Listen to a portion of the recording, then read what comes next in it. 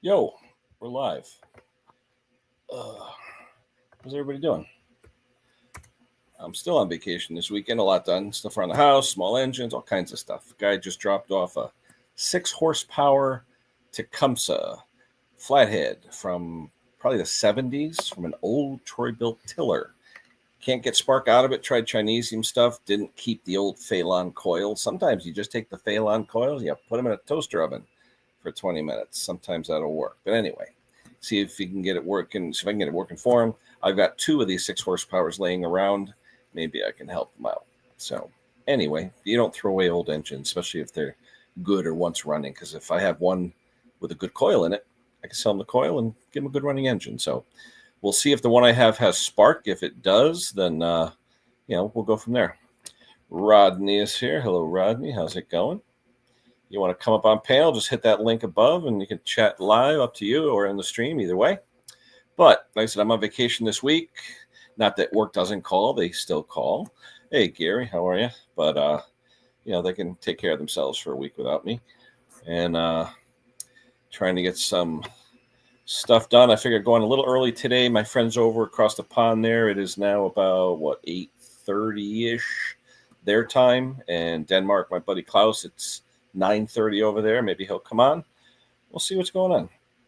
Maybe we'll get Mick or some of the guys over there. Oh, today is our friend Top Conquer Phil. His birthday today. So happy birthday to Phil Top Conquer. Hope you have a great birthday, Phil. I think he's still on a cruise. He was in Lisbon, Portugal the other day. They're cruising the Sea of Biscay, I think it's called, between France and Spain. Conquer and his lovely wife Anne. So hopefully he has a great birthday today. Enjoy, Phil. Have a good time. Mr. Clark, how you doing? Everyone's saying hello, hello, hello. I'm going to throw the link on the WhatsApp channel, see if any of those guys want to come up. Let's see here. Control C. Let me go in there. Give me 1 second, guys. I got to get into the WhatsApp, see what's going on. Let's see. I'll be right back. To do multitasking. All right. Let's see. We got it. I will be right back. Ask your questions, whatever you got. Let's see. Just take me 2 seconds to put these links in. There's one. Maybe Stella come up. I see Stella was around earlier. That one. All right. We are back. Okay, we're back. Let's see. Pete is here. Hello, Pete. Everybody's saying hello, hello, hello. Let's see, Mr. Rhodes, how you doing? Yeah, so this week, a lot of stuff. Oh, there's Lee, Anfield Road. You guys want to check out toy train layouts? Anfield in the Loft at Lee. Very good channel. So check him out. Hey, there's our buddy Robert. What's going on? How's the now question? I was talking to Arch, and Arch said when you got that engine, the guy who sold you that engine told you the fuel pump needed to be rebuilt. And you didn't rebuild it? Or what are you doing? You going to buy the other one? What are you going to do? I ordered the other one, but the shop told me it was the fuel pump. Yeah. They do sell the rebuild kits. I mean, they do sell the kits. The kits are like $16, I think. Yeah, I found them on Amazon. Yeah. Because I also noticed that there's 2 little small springs that were missing. Yeah, but the kit comes with those usually. Yeah. I said that one diaphragm. Yep. I'd have to go back out there. I'll show it to you on tomorrow. Yeah. That one little hole. I'm like, what the fool? Oh, there was actually a hole in the diaphragm? Yeah. Oh, that'll do it. That'll leak. Yeah. So like I said, when I put gas in it, I noticed it was leaking. I'm like, you got to be joking. Yeah. Well, I mean, the new one you ordered, those things are foolproof. They'll work fine. Yeah, I said. Yeah, no big deal. I just wish I could find a replacement choke butterfly shaft I didn't have the issues that I'm going to have with this other one. Because once I put the muffler back on, I'm going to be like... Well, maybe Saturday you can take us live with the camera. Even now, if you want, take the camera down there and show us the link. Maybe we can figure it out. Either way, I just figured I finished for the day. I finished up an old 1980s Gilson snow thrower. This guy, he got his money's worth. I didn't charge him a hell of a lot because he was my daughter's principal in high school. And this thing, a beautiful, 10 horse Tecumseh, 32-inch wide. The linkages it's a peerless transmission, a 4-speed transmission, 3-speed with reverse transmission. All the chains and sprockets are worn, but you're not going to replace him. It's too old. He's not going to replace them. So I adjusted all the linkages so it doesn't pop out of gear. I tuned it up. There was missing hardware. I put that in. I mean, I tell you, the carb came apart, went back together, everything, changed the oil. It really, I put the alkylate fuel in, started on the first pull, ran perfect. So, I tell you, I really swear by that Aspen fuel. That stuff is great. Oh, yeah. I watched James Connor's video on that tour built. Yeah, I had 2 of those. My friend Wayne that I work with, I gave them to him. 2 of those exact same ones. In fact, mine are a little bigger though. The ones that I had were 10 horsepower. I think his is an 8, if I'm not mistaken, or 6. But those are nice. And those are those were when it was Troy Belt. Those are because what somebody had to come up with the idea of that belt for the transmission right there in the pull starter. I mean. Yeah, this thing here, Gilson got bought by Lawn Boy, then Lawn Boy got bought by Toro, and the belts for this machine are no longer available. And everything calls out 1/2 by 41-inch belts. I think the belts are supposed to be like 1/2 by 40.5. Because even with the adjustments, the max that I could do, it's working, but you're not getting enough of the idler really ramming against the belt. And I had to take one of the springs that applies the tension to it. I had to cut off a coil or 2 and rebend it, get a little more tension on it because it wasn't enough. It wasn't enough to keep it going. And then you don't want too much tension because then when you let go of it, the auger still spins. You don't want that either. So it's like a happy medium. But I think the factory belt is like 40.5. But nobody sells fractional belt. 40 would be too tight. So 40.5. So, but hey, I think it'll be all right. I did the best I could. So, see, we got John Rhodes. Hey, Dick is here. Hello, my friend. Dick Small Engines up in Birmingham. How's it going? Mr. Froud, come up on panel. Pete, what's going on? We got Big Hank in the house. We got Hobby Motor. Klaus. No gas. Makeshift Farm. How you doing? So, anyway, I'll put the link out again. Control anybody wants to come up. Yeah, I figured this way, give the guys over in the UK and Europe a chance to come on and chat because it's about 8:30 to 9:30 there. Usually when I come on, it's already, 9, 10 o'clock on the weekend. So we'll see. We'll see what happens. Everybody's good. Cool. What'd you get done today, Hank? Oh, I got that. I saw the tables in, right? The table was in, yeah. Put the table in. I picked up all the leaves in the yard. Yep. I guess this is Rodney Small Engine. Is that right? How's it going, guys? How you doing? Now, where are you from, Rodney? I'm from Cornwall, Ontario, Canada. Oh, now where is that? Left to right, above what? What are you above? I'm near Quebec. I'm about a half an hour from Quebec. So that's East Coast, East Side. Yes. Yeah. Okay. So he's over there by Wayne.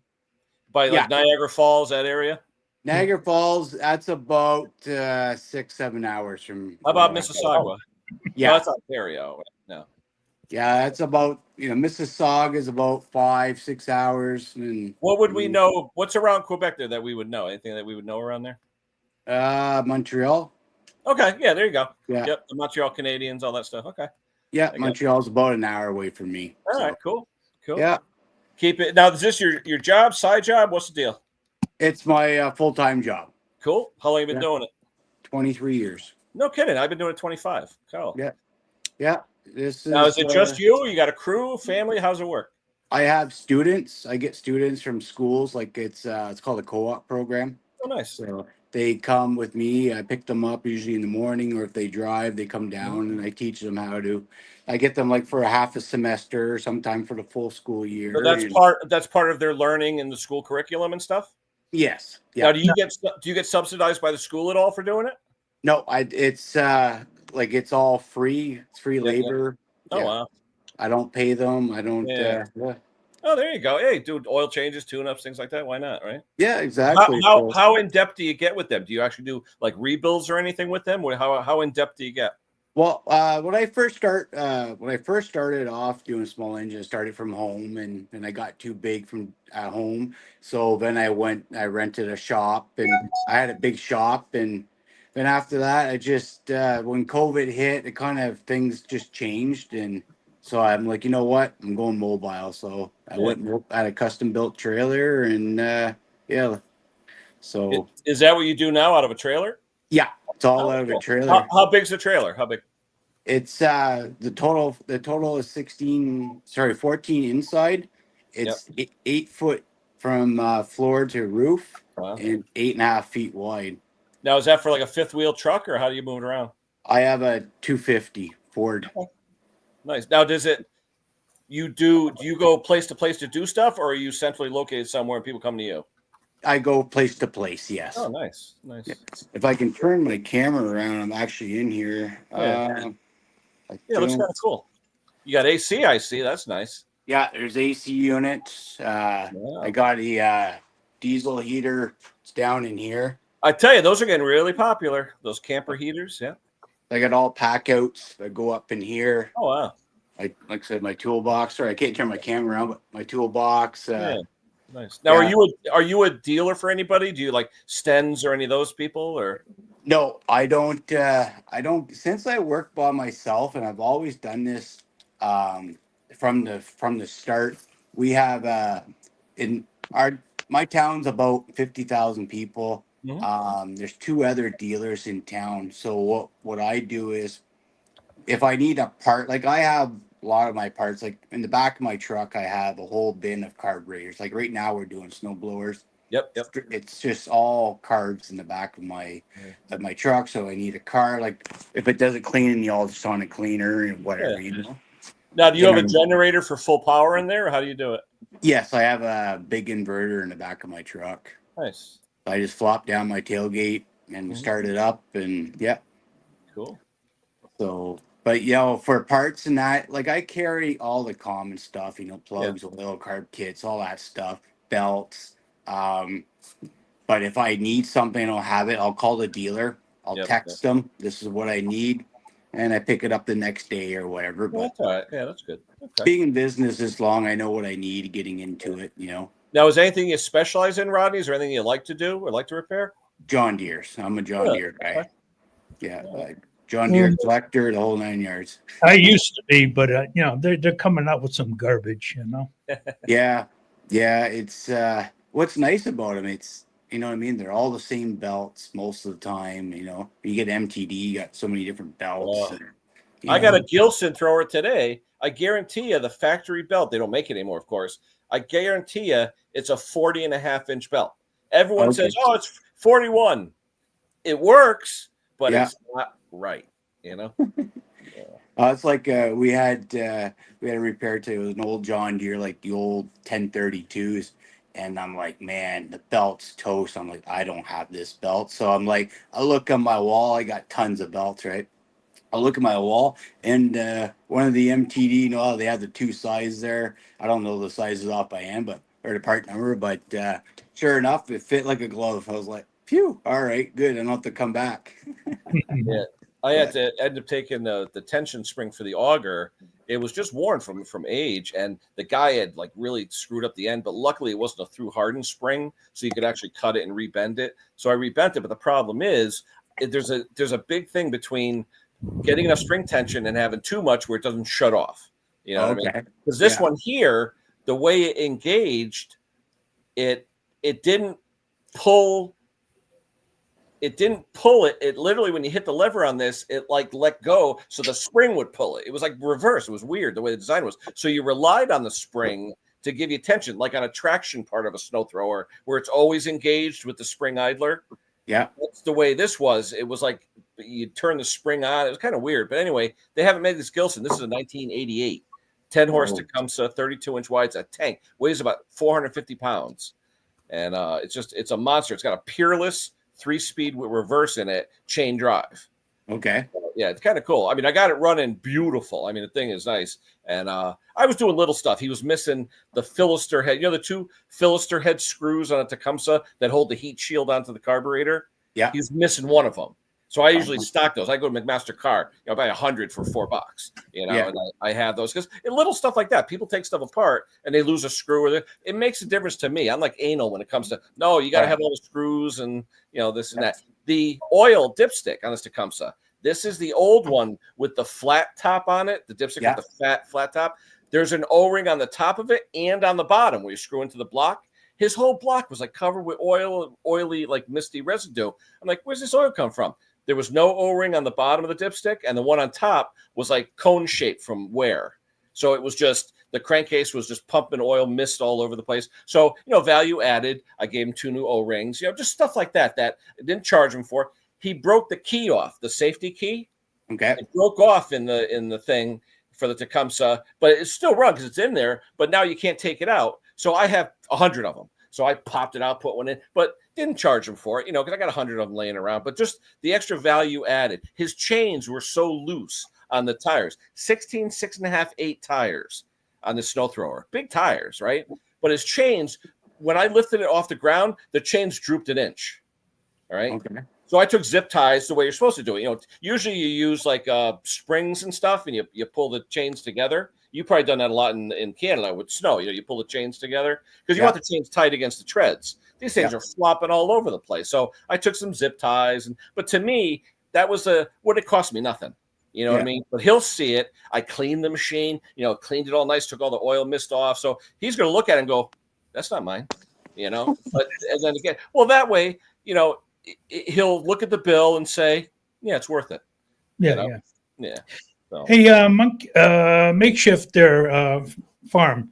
The best way, if it's that stuck where you can't propane heat it or torch heat it or use any kind of liquid release agents, is take the transmission apart, take the axle out, get it to some kind of good press, and they'll press it out. And if it doesn't come out, you're not in luck at all. What's he trying to do? Trying to take a wheel off an axle.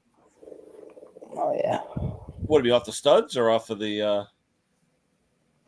No. T50. Oh, he hit the T55 Torx head. Yeah. It's on an Alice Chalmers tractor. You know what though? You know what I like to use? I don't know if you have the shake and brake. Those are great. Buy a shake and brake. Those things are phenomenal. And you use it with an air hammer. The shake and brake is basically a T-shaped piece with like a 3/8 adapter for a socket. So you put the torque socket on that, then you put it into your air hammer and the vibration, you'll get that off. It'll come right off. It's called shake and brake. People make them too. People weld them, and here I'll show you a picture of one. What's up, Brock? How you doing, fellas? But I think this was for an axle, Kenny. Not to an axle. The shake and brake is for a nut. Yeah, but you're saying something about T55 here. Is that it says it's all rusted on? No, nothing. It's on an old Alice Chalmers 610. Yeah, 610 garden tractor. Oh, here we go. Hold on. I'm looking. Well, he had another question. I was just trying to help him. What do we got? The wheels are super stock. Try small print on the Alice Chalmers 610. Yeah, but on a 610, that's a garden tractor or lawn tractor. What is that? Because garden tractors usually have either studs and nuts or bolts holding in the wheel. I'm just wondering which one it is. Let's see. Yeah, he says it's the wheels that are stuck on. Yeah, let's see. You got a picture of it, makeshift? You could email to me by KenSmallEngines@gmail. I mean, if the axle doesn't have a divot, just drill a little divot and try your air hammer. Let's see. If the air hammer doesn't take it together with some heat, you're standing next to that press that Henry was talking about. Yeah. And crossing all fingers, hoping you're not bending the rim. Yeah. Once they don't want to come out at all, they don't come out. Well, and it's angle grinder time. Yeah. Is it? Hold on a second. Is this the one right here? Let me zoom in. Hold on a second. Rodney, you getting snow yet this year? No, not yet. It's that's a 610. Yeah. Yeah, we still get some nice weather there. We're up at 21, 22 yesterday. We're about the same here. About 7. What did we hang? About 73 today. Oh, today, yeah, it was pretty warm. warm. My house is like 72 inside. It's beautiful. Cool. Yeah. So is mine, but the heater going full tilt. Yeah, 66 right now. Mm-hmm. Yeah, 66 now, yeah. I'm trying to think. What else can we tell him to do? He tried the heat. Definitely, blaster PV, all that other crap in there. And I mean, I know some people, what's the differential in that? What's the rear end? Because sometimes you can disconnect the axle, pull the axle out. That's what I was saying, yeah. The wheel with the axle, it's a lot easier to play with it. When you can just take leverage and maybe even, go postal on it, But you never know. Yeah. No, but I mean, there are several ways to do it. The air hammer and some heat is usually where I start. If that fails, if there isn't drilled 2 holes in the rim, I'll drill 2 holes and put a extractor on and see if that happens together with some heat. Yeah. And if it's still no luck, I'm gonna go get a quick beverage, guys. I'll be right back. I don't always get to the press, Hank. I usually grab for the big angle grinder and go to town on it. Yeah. Well, I mean, that to destroy a rim is cheap. You know what I mean? Yeah. It's cheaper than destroying, heat damage to the gearbox or something. Yeah. Yeah, sometimes I drill a hole and do the slide hammer thing too. Yeah. You could weld the slide hammer onto it, right? Well, it depends on how hard it's in there. Depends how long it's been rusted in there. Yeah. Because it turns into one. I had a guy call me up a couple of years ago. He said he had the same problem, but it was one of those where you he could grab the key in the keyway. I said, "Can you get the key out?" He said, "Yeah, it comes out." Well, take it out. Yeah. Drive. If you're lucky, it'll loosen up. You'll know when it happens. Exactly. Yeah. Yeah. They can be a little tricky. I think the last 2 I couldn't get off. I changed the tires with the rim in place. Yeah. Because it's just not. Yeah. That's one thing I don't do is tires. That's I don't get into that. Oh, I hate it. I just No, you do the rear wheels. Hey, I'm good at this. Hey, you get to the front wheels. It's sucks. I just tell them that. Bring it to the tire shop. They'll do it. Yeah. Once you've done a couple, you don't want to do that again. No. Archie, how you doing, Archie? Hey, Arch. Yeah, it's the first thing I pull off when I'm parting something out is tires. Yeah. Oh, John said the right thing. Air hammer, heat, and lots of cursing. The cursing is important. Yeah. I hit that thing. I had a Craftsman that it was frozen on, and I was hitting, banging, putting wood behind it and bang. It finally came out of the transmission, the axle and wheel.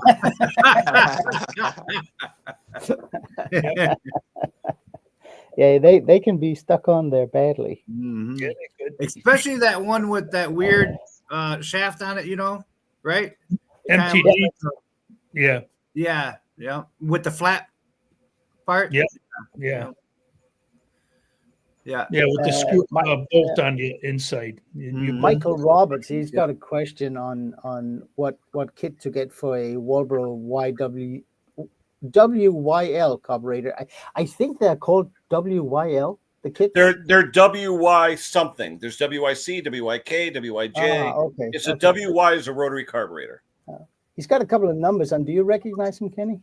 Let me see if I got the sheets, the Walbro sheets. Hold on. Sometimes I have it on my phone. Hold on. You guys love working on those chainsaws and trimmers and all that stuff, eh? You know what?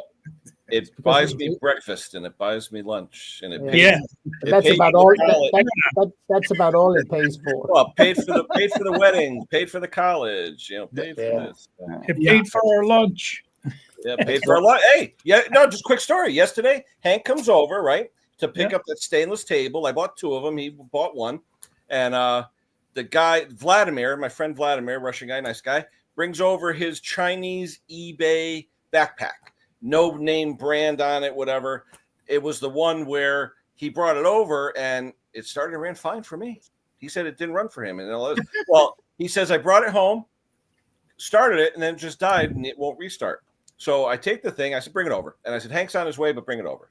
So he only lives down the road. So he brings it over. I plop it on the wall like I always do. And I'm pumping the primer, the purge. And it's like not even doing much. Like getting out, like, oh crap, the carb bad, or is the fuel filter bad, or what's bad? So I said, all right, so let me pull out the fuel filter. So I open it up and I made one of those fuel filter things like Scott greasy shop rag. Like you take a welding rod or coat hanger and you put some fuel line on it, the Tygon fuel line, you bend it into a couple of hooks and you got a nice little thing. Anyway, so I took that, I go like this, boop. What happens? The filter comes out and the hose comes out and it came out. It's going to be an easy fix. Well, it snapped right off. And it was that rubbery, shiny, rubbery urethane looking crap you get from Chinesium. You know what I mean? I don't know what the material is. It's a real shiny, like urethane, it feels like. Yeah. So anyway, he goes, should I wait? And I go, nah, give me 20 minutes. Come back. I said, I'm going to take a look. So anyway, I go to push the rest of it into the tank so I can get rid of it. And the whole bushing falls in. I'm like, crap. So, and the bushing on these, the top of it is like tissue paper thin. You know, it's really, really thin. So if you really put pressure. But anyway, I said to him, I said, I don't know if this bushing's bad. Because he complained last time it was leaking out the hoses. Well, the hoses turned to shit, and that's why it was leaking.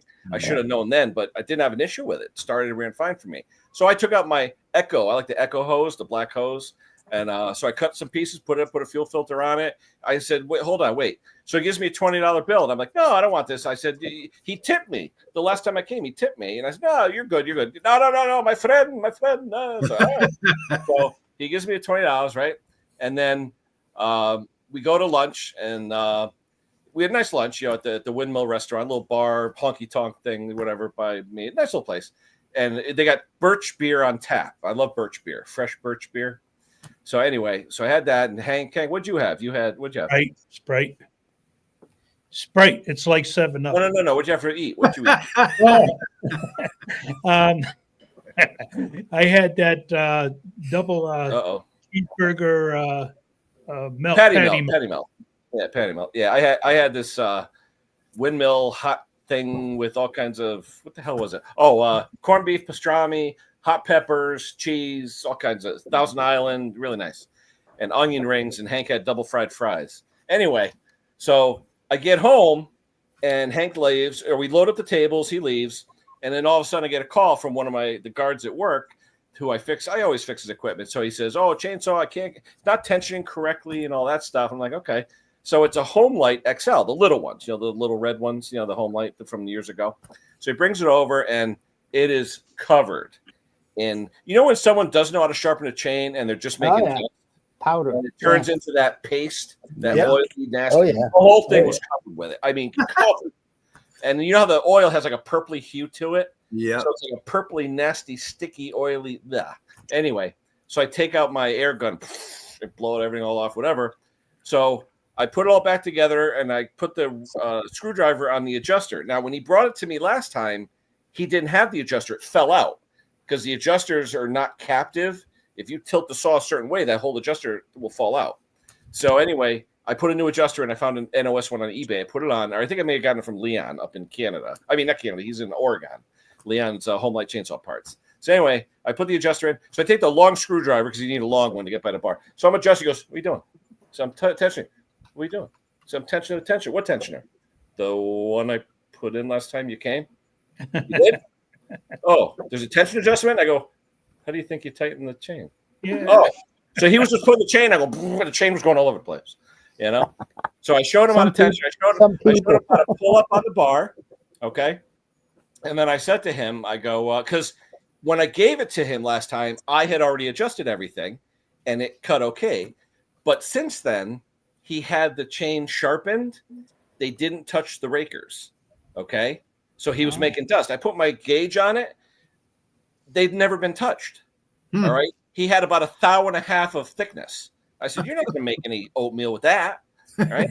So I take out my Oregon raker gauge, my 25 thou raker gauge, my hardened Husqvarna raker file, which cuts them like butter because they're flame hardened, And I went around every one, 3 swipes each, right to the gauge. We go in the backyard. Come on, let's throw this in some wood. I got a big, nice log, a 14-inch diameter log back there. I said, see that? Quaker Oats. That's what you want. None of this dust. You want Quaker Oats. Wow. Yeah, now it'll cut. But I'm surprised he never knew anything about raking. But I said to him, he got his chain sharpened at a guy that I know. And I said, I'm surprised they didn't hit the rakers. So I called my friend up. I go, when do you do rakers? Okay. He said, normally they'll ask them, is it making a good chip? Yeah. And if they say yes, okay, it'll go. Usually 3 times. The third sharpening, you generally do. But you have some shops, they'll grind the shit out of it with the gut. Oh, got to get the gullet. The gullet, the big gullet. And they end up, you can sharpen it 3 times. Yeah. You know what I mean? You get some shops, this one tooth is low. I got to make them all low. No, keep the one tooth. Who cares? One tooth, So anyway, they said they usually will ask. So I told them who the guy was, and they go, yeah, I don't even think he knows what it is. No, yeah, he doesn't know. I said, but next time I said, just do the rakers, because they charge you, what, $3 to do the rakers? Because the rakers are by hand. Some shops have the flat wheel grinding machine that will do the rakers, but I don't know if my place or this place does it, Yeah. What's Robert trying to do there? Oh, someone's fuel pump. Oh, makeshift. What's he doing? He's gonna get out of here. 380. All right, take care, makeshift. What do you got? The fuel pump, Robert? What do you got? Hold on, let me see. There's a diaphragm. Yeah, there's a diaphragm. You got any light on it? Can't see. It's all shadow. It looks crinkly. Yeah. I can't see it, Robert. It's all black. It's shadow. You have no light. Yeah, there you go. Oh, good. Yeah, that hole doesn't belong there. Yeah, that hole doesn't belong there. Yeah, because this would. Yeah, the vent is in the cover. Yeah, that's it. Yeah, I would just buy it apart. I'd buy a kit, but you said you don't have the springs. They lost the little tubular spring. Yeah. You got the spring, and then you have the tubular spring, the little one. Yeah, because there's that diagram you sent me how to hook the fuel hoses up. Yeah, it showed the 2 springs, but it like one of them was going through this little flap on this diaphragm. Yeah. Yeah, that's a fuel. The other one goes on the other one. Yeah, one for the Gazinta, one for the Gazeta. Yeah. Yep. So in other words, the thing is, where's that thing at? What the fool calls that hole? Because that's a perfectly round hole. Somebody smoking, or maybe a little bit of ashes cut under. And Wayne, how you doing? We're trying to help Robert with his fuel pump. Oh no. Yeah, we moved to the fuel pump. Yeah. I'm gonna look up a kit right. Hold on, I'm gonna look up a kit and see what the hell's going on. Hold on. That you have a 3-hole, right? A 3-screw pump. Yeah. There's the 3 screws right there. Yeah, not the 4-screw. Yeah, no, not the 4-screw. Hold on. Oh, and in the meantime, I'm trying to find the YWY parts list for whoever. Who is that? I think John already did it. He found a K10. Oh, did he find the kit for it? K10, it'll do. The K10WY? L. All right. It'll do. All right. So, see if not, I'll look it up anyway. Either way. I seen the video you guys did. Robert, on this fuel pump. I like to talk, Robert, if you don't know by now. Right. Wasn't the gas tank above the engine on this the one you're talking about with the fuel pump? Why don't you just go in directly? Say it again. The motor that Robert's working on there with the fuel pump, wasn't the gas tank above the engine? No. But this engine automatically comes with a pump. I don't know if there's any gravity. I don't know where the tank is, but that particular engine, the commercial engine, has that fuel pump bolted to the shroud, no matter where the tank is. But what Rodney's saying is, if you don't need a fuel pump, why have one? Yeah, where's your tank in relation to your carburetor body, Robert, on that piece of equipment? Yeah, it's a horizontal, so it's on top. Yeah, this is the gravity feeding already. That's like the old Coleman generators. They had those on the side too, on the Briggs. Yeah, but maybe Rodney, because it's a tiller, Rodney, and sometimes you're on angles, and you might starve it on the pickup. Yeah, that's probably why they put it on there. But I don't. Is it going back on the tiller? Nah, I'm gonna put it on that 5-horse Craftsman limb chipper lease rudder. Yeah, Rodney's right. Just bypass. Yeah, but if the tank is high enough, you don't need the pump. Yeah. It's just like a Just block snowblower it. engine. It wouldn't matter. You tilt the snowblower to turn it. But, So it but wouldn't matter. where does it get its impulse from? You don't need impulse for gravity. Well, Hold on, guys. Maybe somebody added that on There's there. some open hole where that. Well, is a coming little up. bit. Yeah, a That little needs to bit be of blocked suction. off. Yeah. A little I mean, you could take that impulse hose and throw it into the air cleaner if you want. Yeah. Yeah. PCV. That's what I would do. That's what I do. What's Art saying? The tank is flush with the head. Yeah. Not high enough going to Arch. Oh, it's not high enough? Yeah. Oh, that's right, because that's got the tank that covers over it. It's like part of the shroud or whatever. Yeah. Yeah. Well, like I said, Just try it. Run a Yeah, hose. yeah, well, there's the tank right there. Yeah, see, the carburetor's at the top level of the tank. So only if you have fuel full in that tank will it go. Yeah. What I don't understand is the kit for that Mikuni pump. That's more expensive than buying a new OEM Briggs fuel pump in plastic. Yeah. It's crazy. Yeah, he right? bought the plastic pump. He said he bought the plastic pump. But you But can get why- Chinese kits for those for $4, you know. Yeah. because I've got the rebuild kit coming for this particular car, the fuel pump, Yeah. but I also ordered that fuel pump you sent me, Ken, that apparently is taking the place of this one. Yeah, that's the standard Mikuni pump. They make them for everybody. Yeah. Yeah. Yeah, that'll work too. It's just that it may not bolt in the same spot. You may have to just use one screw instead of two. That's all. Yeah.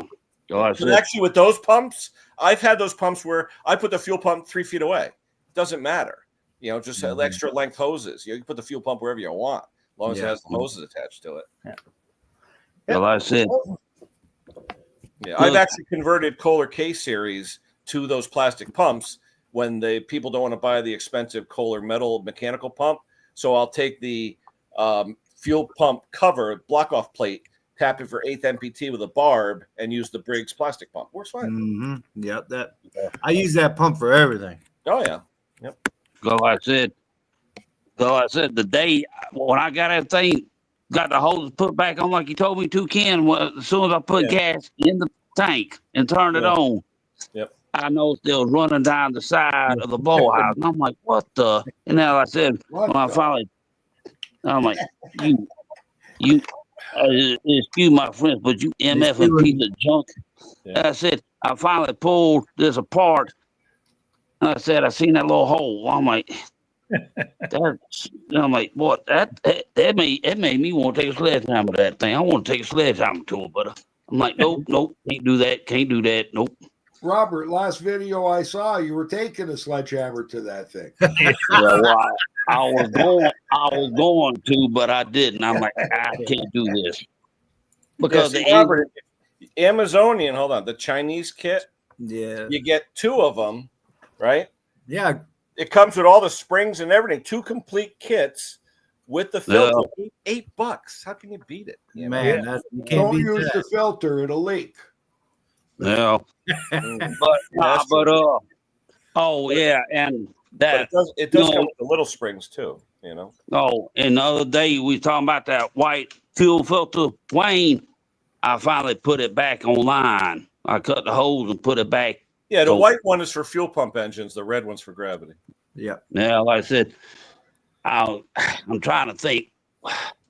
One of those things, I think the fuel pump rebuild kit's supposed to come tomorrow.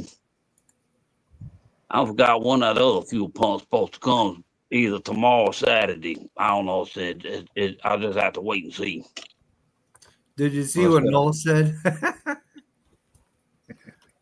the way, I can't chat again. I don't know what's going on. I sign in for chat and I can't get into the chat. So. Did you hit my StreamYard link or are you on the YouTube? Who, me? Yeah. I hit the link that you had listed in the comments. Oh, okay. That's StreamYard. Yeah. That's StreamYard. Yeah, and I go into StreamYard and it gives me the big green check mark, says I'm good, and I try to comment and I can't comment. Yeah.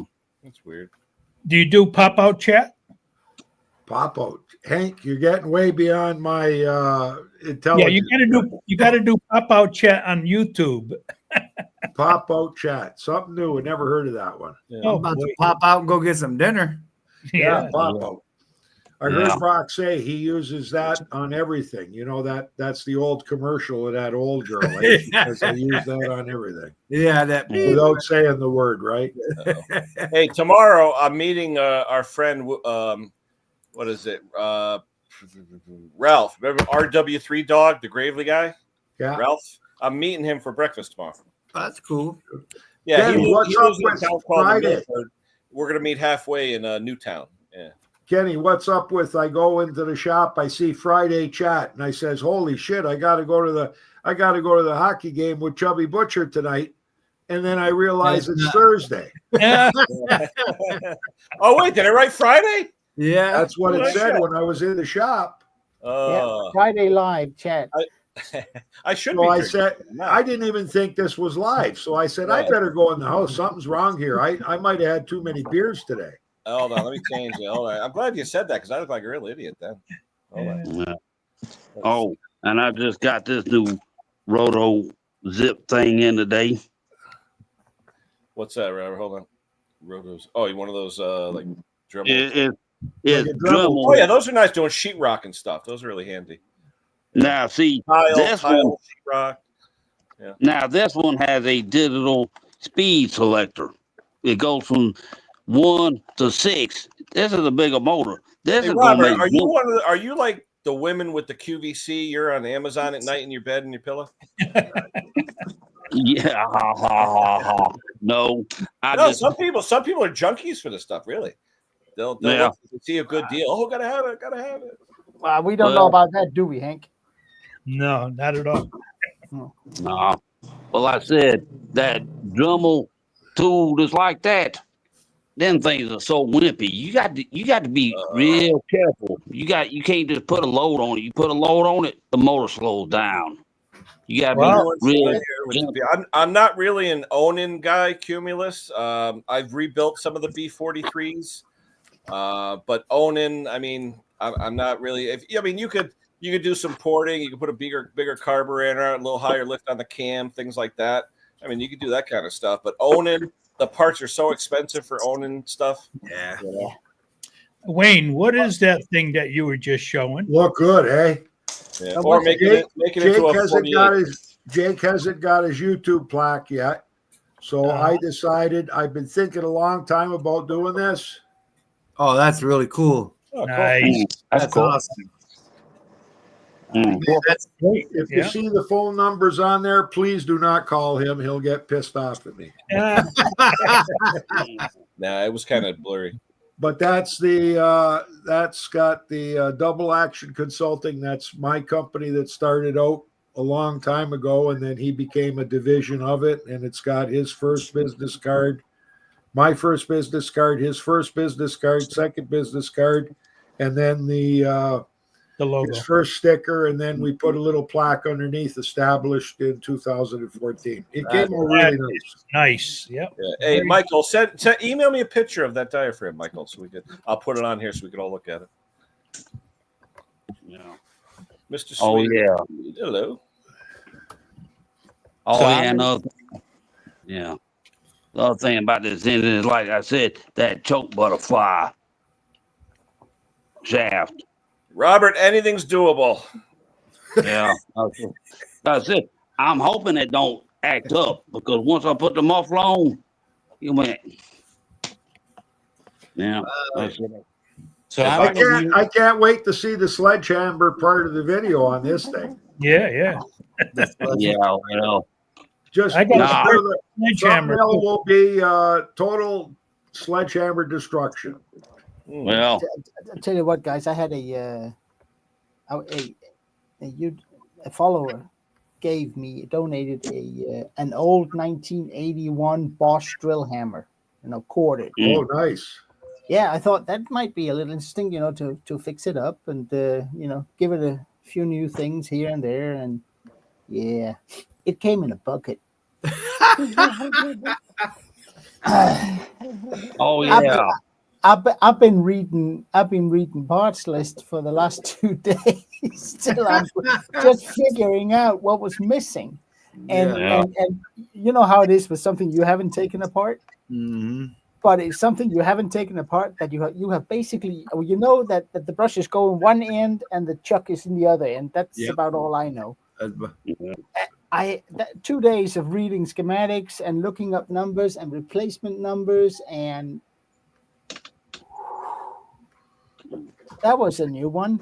But you know what? Not bad work when it comes to it. I mean, changing a bearing on the, depending on where it sits, but changing a bearing isn't a big thing.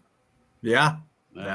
And I think when I checked it over, the machine actually just looks like all the grease got, old and tacky, real tacky, stretchy, tacky, chewing gum tacky. So I washed it down today, and I'm gonna see if I can put it back together. It's gonna be interesting. There's a lot of things going on inside those little things. You'll get her, Klaus. You'll get her. Oh, by the way, Klaus, I contacted Power Source Canada. They said, what I am getting is alkylate fuel. And I said, okay, that's the answer to the first part of my question. The second part of the question is, how come the stuff in the States doesn't say alkylate fuel on it? I still never got an answer to that. So we're still hunting here. We're still hunting. I was roaming through Kinetics, anything I could find Kinetics. Kinetics doesn't say a whole lot themselves, but some of the suppliers, they do say a lot. Well, the other thing was I went and I Googled, I says, okay, I'm just going to Google alkylate fuel in Canada. Guess what? Kinetics doesn't show up. No. Moto, the Still does, and Gulf Pro Fuels, but not the Kinetics. Yeah, I know. That's So all I might have to file a class action lawsuit here. I don't know what's going on. Or maybe when was the last time you bought a batch? We just got I think we just ordered 5 cases. We just got them in a week ago. And that was one of the new ones you showed us? Yeah, they've all been saying that. Everyone that we've been buying for the last 6 years, whatever. Weird. Because originally they used to sell the Aspen, and then they got this, and that's what we've been buying. Now, here's a question I got for you guys. You guys do a lot of engine swaps on mowers, right? Yeah. Tractors. I just found out, and I don't know, this is 10 years now. I've been swapping engines all the time on everything, and I just took a GCV 160 Honda engine to put on a Craftsman deck. And the 2 back holes mount, they line up, but the front one is about 3/4 of a hole off. So then I went and I put it on a Husqvarna deck, and the same thing. It doesn't line up on that front hole. Huh. I think Hondas are different. Yeah, they got to be just on that front hole by about. So anyways, I drilled. And it's not, it only takes 3 bolts. It has 4 bolt holes. You're not looking at the wrong. Takes 3. Yeah. Okay, you got that. Okay. But I'm out, so I had to drill a new hole to mount it to this MTD Craftsman deck. And then I noticed that my fuel line from the gas tank to the shutoff valve on the Honda Carb, it had cracks on the top. And I'm saying, holy shit, I can't sell this thing like that. But why isn't it leaking? There's fuel in the gas tank. But I said, you know what? I'm going to take it off and I'm going to change it. So I pulled it off, and it's just the outer casing of the Honda fuel line that's split. But I said, you know what? Somebody's going to see it. That's not good. Anyways, I pull it off. It's special sized. It's a special hose you got to use on there. It's a different size when it goes on the tank compared to when it goes on. I look up the part, and the part, it does have a number, but they don't sell that. They sell a whole bunch of hoses. It's an assembly. It's like 45. You just can't get that hose. It's got a number, but it doesn't give you a part number for that hose. Right. So being 75 years old and having a little bit of intelligence, I said, take Briggs & Stratton hose, use the heat gun, put her on the fuel tank, use the heat gun and put it onto the shutoff valve. Yeah. Bonus. Cost me like $2. Yeah. I use that Briggs line all the time and do that trick. I don't remember where I've seen that trick at, but yeah, I do that trick all the time. Yeah, but you do want to be careful to secure that fuel line, because otherwise it'll touch the governor rod or the governor arm. Yeah. Yeah, you got it's perfect. Yeah. He's 75. Nah, Yeah, I'm 75. nah, but Do what he when I, wants to do. That no, brake but when I steel went, line ever go up in price, eh? nah, Everything. I'm just weird like that, though. You know. but You when I are. went to, when I went to put all them lines back on that fuel pump, I just dipped mine in a hole to get it to slide on. I can't find any WY diaphragm that looks like that. Hmm. But yeah, Robert, is that extra tab on the top there just for locating? Because who gives a shit? Yeah, You exactly. know? I've even taken the holes on the bottom for the metering and punched them in myself. If the gasket doesn't cover the hole, it ain't worth nothing. No. You can just forget about it. Yeah, but is it a hole or is it a locating pin on top there? What's it doing? It doesn't matter. If the gasket doesn't cover it. No. But what I'm saying is, if that's just for a locating pin, I've done it without the locating pin. Yeah. You know, whatever works. As long as the metering hole, I mean the impulse lines up. As long as the gasket doesn't cover that outcrop, you don't need it.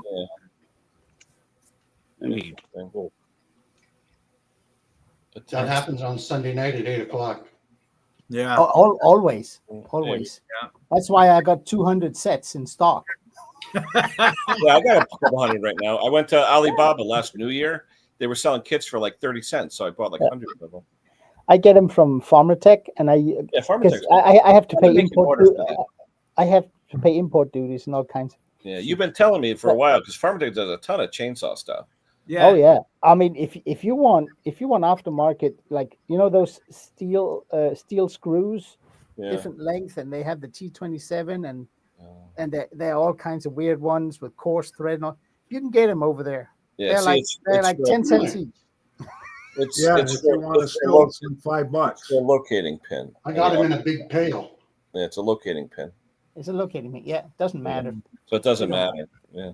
Because I couldn't find one that looked like that, like his. I can't find one. Yeah. I looked at YL. Huh.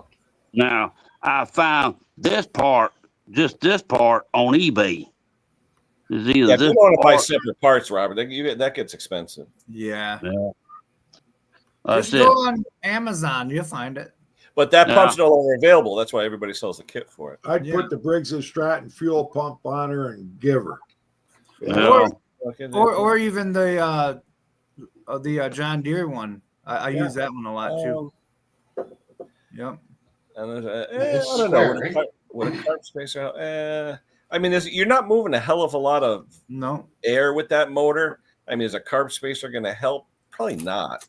No. To be honest, it's supposed to increase velocity, but really what you have there is a high torque engine, low rev, high torque. Yeah. So you want to use that. So you want to, is it because you want to go faster?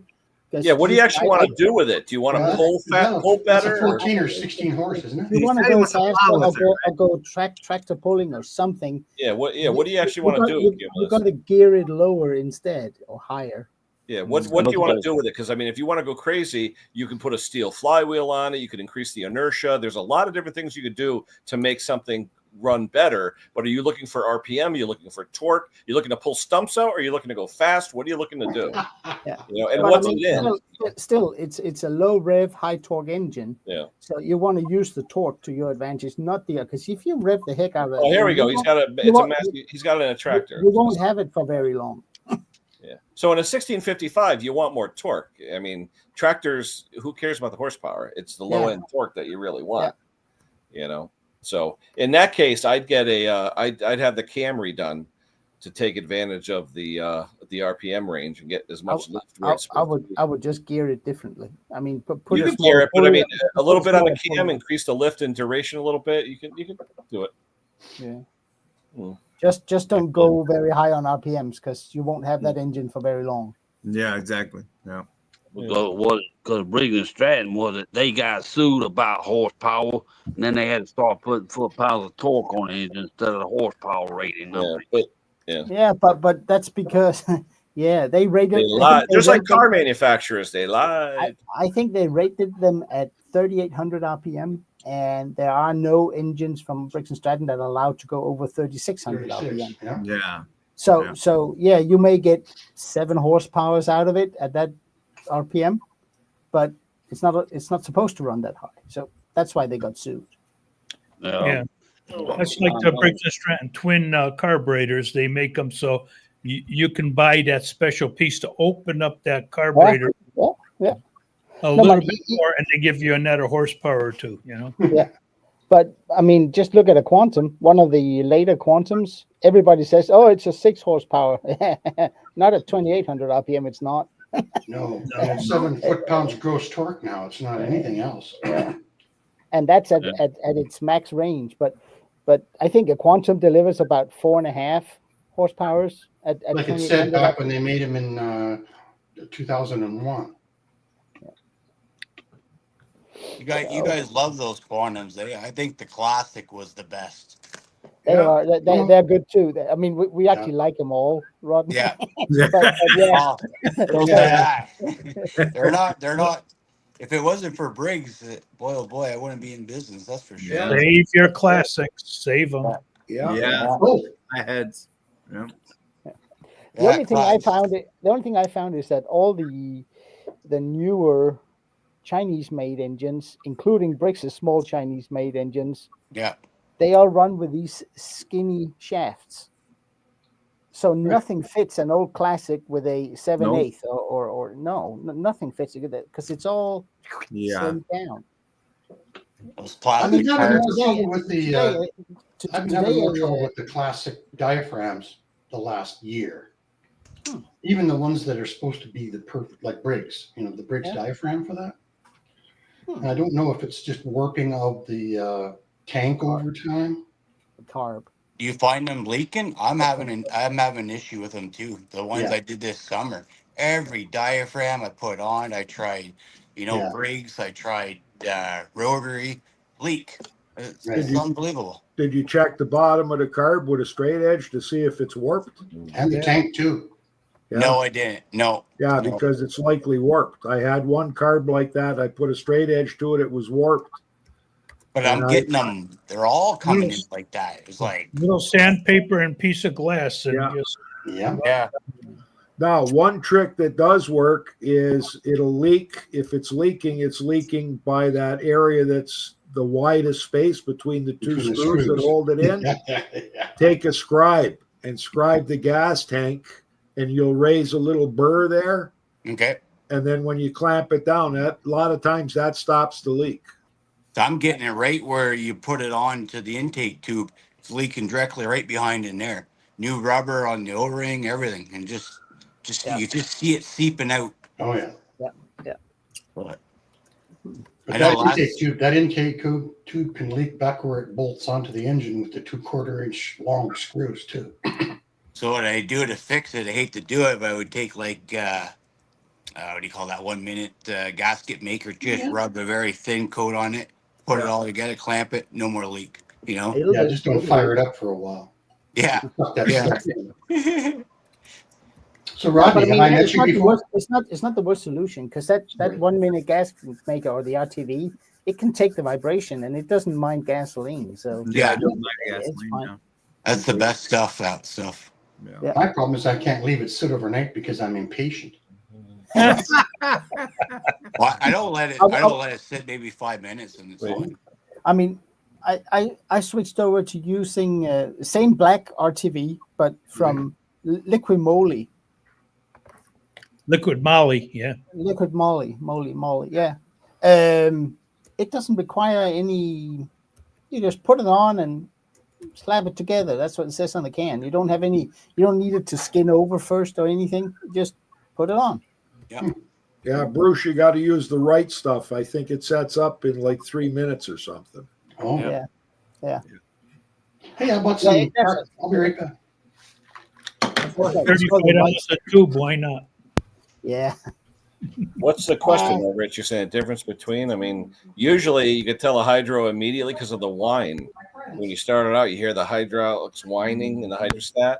So when you put it in your, if you got a hydrostatic, you got to have a forward and reverse pedal.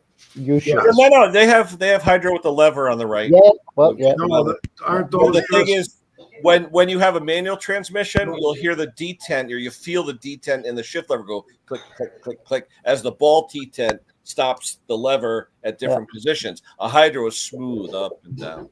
But the ones with the handle, Kenny, aren't they just running off of that variable speed drive that with the pulley that's no. That's the variator's different. A variator, that's different. He's talking hydrostatic versus manual type transmission. The ones with the variator, they usually have those shift levers on the left side of the dash where you click into a different gear and then you push down on it for reverse, and the variator gives you the high low. Yeah, okay. Yeah, but that's still a manual transmission. A hydro. What Rich is asking here is how you can easily figure it out just by looking at it. Well, look at the transaxle and see if there's an oil filter.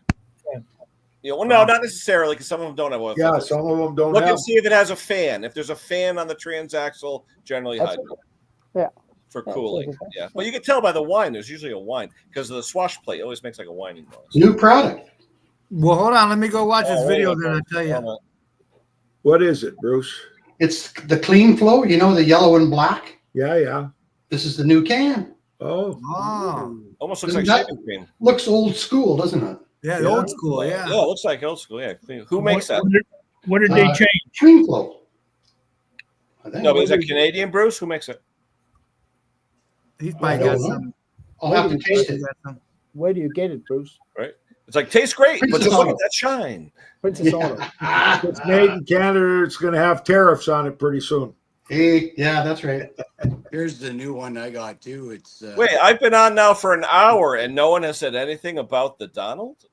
No. He's my name. We don't do politics here. I right? kind of stay out of it. Yeah. Bruce don't do politics. Although yesterday Nothing I can do about it now. he made I'm going to show you guys something, and it has to do with us. He made a comment yesterday, and I heard this on an Australian TV channel. Hold on. This was on an Australian channel. Hold on. Is that when he went down on the mic? Yeah. Hello. Hold on. Look at this here. Watch this. Watch this. Our favorite green manufacturer. Oh, John Deere. Yeah. Oh yeah, he said he's gonna tax them. Yeah. No, the right to repair. The right to repair. It's all about the right to repair. The farmers have to do. They can't do it themselves. Trump's like, nah. So, That's awesome. But the sheriff in town, he's back. That's coming. Kenny, blow up Rodney. He was showing something. my brake cleaner. Yeah, that's the new stuff I got. Oh, what the hell's that? Same idea, eh? It's the same brand. Yeah. What brand is that? Oh, yeah, you're in Canada, though. You're in Canada. Yeah, you're in Quebec. Yeah. That's brake cleaner. No, I'm not Quebec. Don't mix that up. I'm not that person. Are they Francais? You're next to Quebec. No? Yeah, I'm about half an hour, 45 minutes away, but it's far enough. Now, let me ask you a question, though. Yeah. They all speak French still up there? Not where I am, no. No. In Quebec, yes. Yeah. Most of it. Unless you're like West Island. Yeah, there's a lot of Canadians in Quebec that don't speak French. Yeah, if you're like West Island, that's pretty English there, but But those that don't know, if they came in later, like you, Bruce, Rodney has a trailer. He works out of a small engine portable trailer. Whew. Good for I you. gotta go, guys. Okay. Back. Say hi to Mom. Stephanie's pulling up. We're gonna go to dinner real quick. Enjoy. All right, bro. I just had lunch. What? And I'm on my way to bed. 2 o'clock. Robert is showing monkey wrench hat. So He's been you showing guys- that for half an hour now. Where'd you get it? Monkey wrench. Kelly, the monkey with the wrench, sent it to me. Okay. Oh, Monkey. Yeah, with the KY. Yeah, he's got a good channel. Yeah, he likes to see. Yeah. He likes to say, hit the subscribe somewhere, but somewhere between my chin and my, you know what's.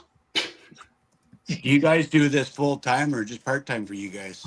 We only go I online work twice a week. 50 hours a week for a defense contractor. This is my side gig. Okay. I'm retired. I'm And retired. I'm doing this after work as well. Okay. That's cool. Yeah. That's cool. This is coffee money. Coffee money. Yep. But you know what it is? I got into fixing things years ago. I was always the kid that took the toaster apart and that kind of shit. Yeah, me too. I just, I was the one, my father, 13 years old. Hey, can you put a water pump in my Chevy? Yeah, okay. Yeah. Rodney, Wayne does it for a full time too. Okay, Yeah. that's good. That's good. Yeah, it's Wayne and his boy. his boy. Yeah, Yeah, yeah. that's good. Yeah, but his boy been what's that word? Gone. He's on for- he's on He's strike. involved. He's on YouTube strike. yeah. So I've been doing this for about 12 years. Yeah, I think I'm the Obi-Wan Kenobi, except when some of the old timers come on. I don't have a YouTube channel. I don't get into it, and like I thought about it, setting up because it's kind of different, Right. But I'm Do you have like, yeah, Do you have a lot of spare time, Rodney? no. Yeah. Then don't do it. Yeah. If you have any spare time, get onto YouTube and you won't have any spare time. It sucks up time. So Yeah. It's the editing, buddy. It's the editing. yeah, and the repair takes about Yeah. twice as long. Klaus, here you go. He's got a good point too. The release lever, that's usually predominant. Yeah. Although the John Deere STX Hydro has a hidden release lever underneath, Yes. which allows me to push my Hydro STX 38 150 feet in thick grass and almost break my back until I went online and found the secret lever. I did the same thing. I was fixing an STX 38. Yeah, it's like blah, blah, blah, blah, blah, blah, And actually, sliding like and I think it was you that helped me because you were that. Yeah, probably that little hidden lever. Little beep. you were a week ahead of me. Yeah. Well, it's a guy emailed me, said, "You just saved my back." He goes, "I was going," and he goes, "I just happened to see your video, and literally an hour later, I was going to pick one of these things up, and he would have been dragging it across the dirt." It's kind of a weird design how they hide it on those.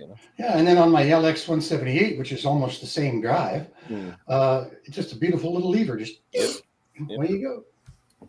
Cool. Yeah. What's Peter? Retired phone company. Well, Look at that. Right. Peter, what did you do? And where were you, Peter? What location? CO installation, central office installation, and CO maintenance. No, it was a phone, Bruce. No, I never touched a phone until I was 52 years old. That's the truth. So what'd you do? Yell at the neighbors? Yeah, well, I know. I touched the phone to use one. Bruce was the guy that was up on the phone pole with that little receiver with the alligator clips listening to his conversation. Yeah. Spying on us. Nah, Bruce was probably the guy from Andy Griffith. We had to wind the phone up. He had it hanging on the wall. He had talking that little funnel shaped speaker. Yeah, he's old. I worked on the batteries that kept it alive during a hurricane. Oh, was it? They used to make. I've seen people. They would go out fishing. They would take that old hand crank army phone, throw the wires out there, and crank it up and shock the fish. Like, yeah, there's some fish. Mm-hmm. That's not fishing. That's collecting fish. Yeah. So Jake just texted, said that one of the riding mowers that he found the short in I don't know, it's a couple days. I think it's almost a week ago. Blown the fuse, and he found the short, the ground in it, and gave it back to the guy. And the guy said he just blew the fuse again. So I got to call him and say, you likely got another wire in there someplace that's shorting it out. Yeah. It could be hours. Yep. Hey, Brucey, what was sir. that? Every place I've ever been, anytime you go into the phone room, the phone guys would always leave behind those blue and yellow tools to make the connect. What was that thing? Well, there's about 6 different kinds, but they are called a quick connect, and they're a solderless connection, and the connection will But they're last. blue and yellow, and there's hundreds of them laying around the phone rooms. Green and yellow. Ours were blue and yellow. It could be, yeah. They're a quick connect, and you just punch it down on a specially shaped pin, and it cuts it off and connects it at the same time, splits the insulation, and it's all done in one motion. Is that the ones that have some kind of, It works good for 40 years. is it the same? The ones that had this kind of wax inside?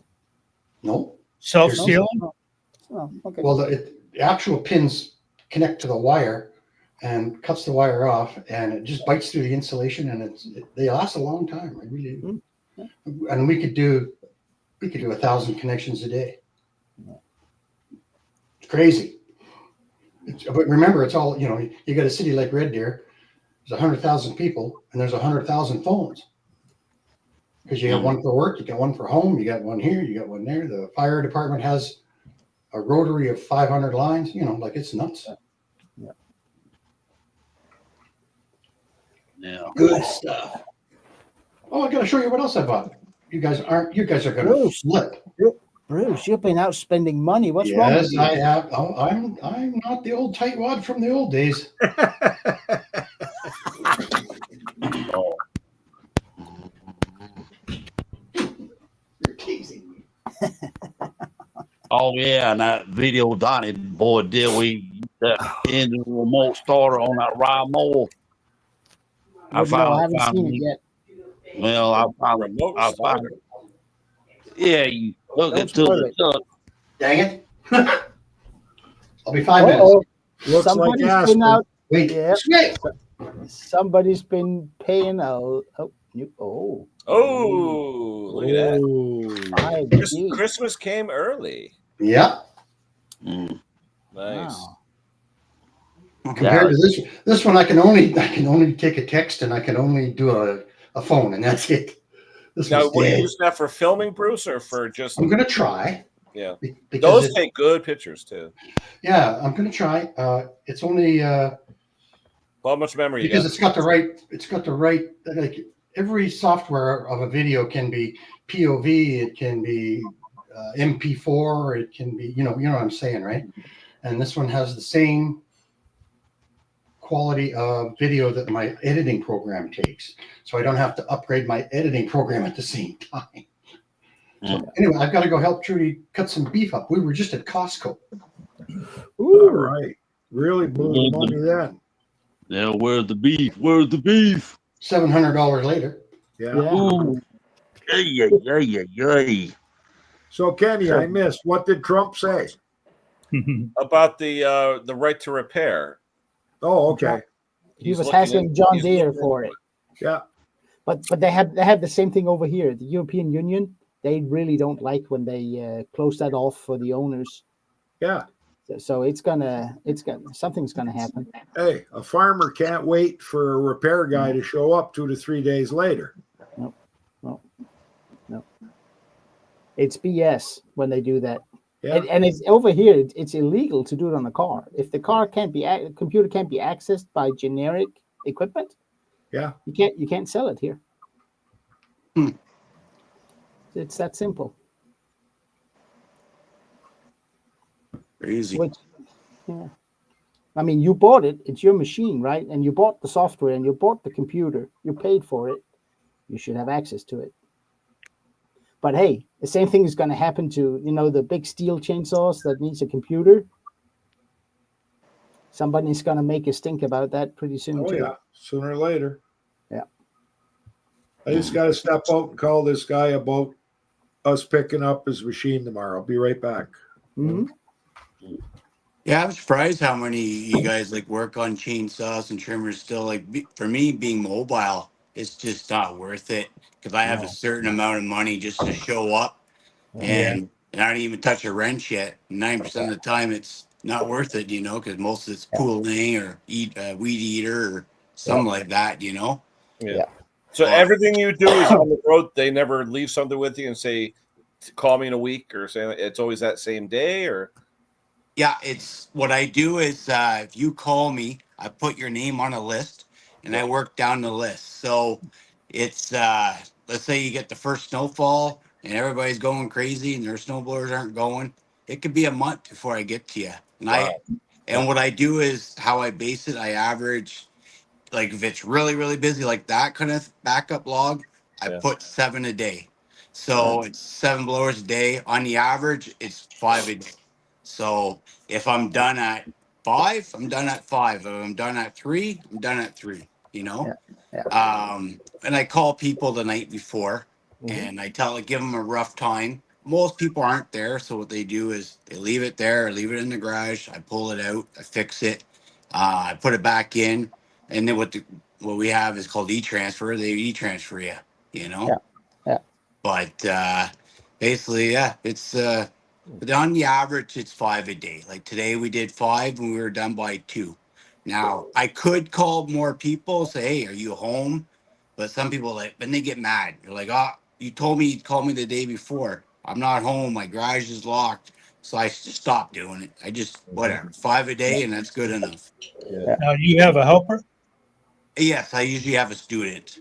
So I've been lucky. I get students, and they more or less do all the grunt work, and I teach them what to do. They change the oil, the spark plugs. Yep. You know, I start teaching them how to pull the carbs off.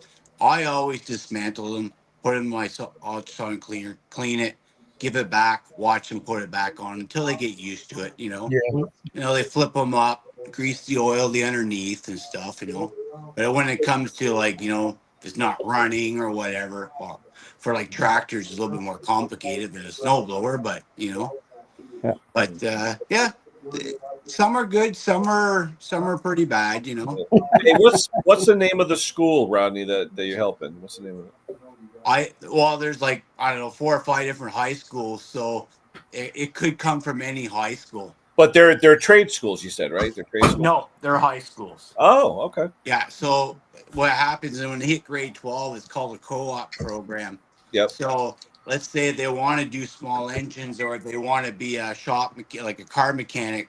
They apply to these shops, and whatever, they allow them to come in, and they'll teach them how to do oil changes and the basic stuff, So cool. Yeah, it's pretty cool. Yep. Able. Someone to talk to, because sometimes it gets pretty when you work by yourself, it's different. Yeah. Richard, you cut my tongue off, Richard, so I can't talk. What is it? No, Richard put down there nothing to say. What was I gonna say? My customer dropped off new customer actually. His name is Hank, actually, a retired carpenter, but he still does it on the side. He dropped off a 1972 6-horse Tecumseh, an H. Let me see, this H60. I think it's an HM60. Yeah. A Troy-built tiller, a small Troy-built tiller from the 70s. And he wants to restore it. He has a Predator engine on there now, but he wants to restore it back to new. Problem is, those Phalon coils, Phelon, the Phalon coils from years ago, they don't make them anymore. And I know sometimes, and chainsaws anyway, sometimes you can rejuvenate those coils if they have moisture in them by putting them in a toaster oven for about an hour at like 200 degrees. Sometimes it'll bake out any moisture, but he threw it away, and he bought 2 Chinese coils. They just can't get any spark out of them. And I said, yeah, they're not the same. They're just not the same. So I have 2 old 6-horse Tecumseh engines, because I just do. And I'm going to swap one of my coils in there and try it out. See if that'll work for him. Yeah. Good to have parts. Well, he called up all these shops like, I don't touch that old shit. I don't want that. He goes, you familiar with the I am. He goes, you know anything about him? I said, yep. He goes, oh, the coil. Like, oh, the old Phalon. He goes, what do you know about Phalon coil? I said, I do. He didn't think I would. I was like, who are you talking to? All right. I'm talking to Mr. Know-it-all here. All right. So there's a just place make sure you get a pretty penny for that coil, because if you can't get them no more, they're worth money. Like my boss always said to me when I first started working in engineering in 1983, you don't have to know everything to be a good engineer, but you got to know where to find it. Yeah. Here's all my tubs of parts. Hold on, Hank. Where's the table? I want to see the table. It's over here. That's in your new shed. Yeah, you believe that table? $150 for 30 inches by 6 feet. Yeah, that's a good deal. That's a hell of a deal. But all these containers are all parts. Stainless steel, so won't rust. Hanks from like a restaurant, like a restaurant prep table. Yeah, there you go. But they're $1,000 when you want to buy them. They're not cheap. I saw this one the other day. He had 3 of them. He wanted $150 a piece. Hank's like, get me one. So I did.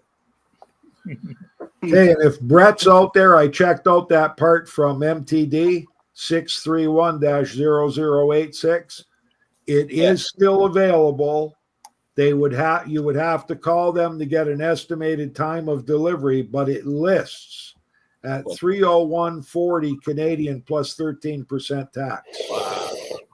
Crazy. That's crazy. So I it appears would you make still my get own out of sheet metal.